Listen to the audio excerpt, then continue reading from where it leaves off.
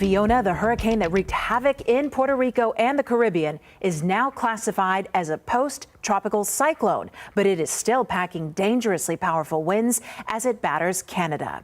Christian Benavides is in Miami, where another tropical storm is expected to strengthen into a hurricane soon. High winds and heavy seas swept this home off its foundation in Newfoundland. Multiple homes in Port aux Basques were washed out to sea, and at least one woman was rescued and taken to the hospital. Storms of this magnitude don't normally pound the Canadian shoreline like this.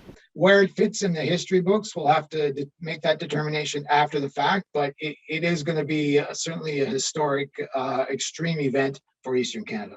The damage has spread beyond the shoreline as well. The driver of this truck reportedly escaped with minor injuries. Power lines and trees are down throughout the region, leaving thousands without power.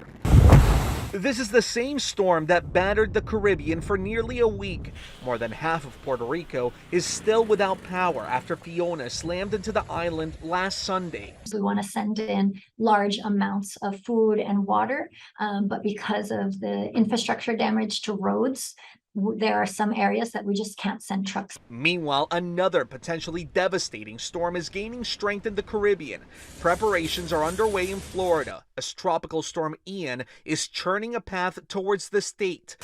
People are stocking up on bottled water and filling up gas tanks. Asking people to make sure they have a plan. And then the next thing that we're going to be pushing out is know your evacuation zone and know your home. We call it know your zone, know your home. Florida Governor Ron DeSantis has already declared a state of emergency as Ian is set to hit the state as a hurricane next week. Christian Benavides, CBS News, Miami.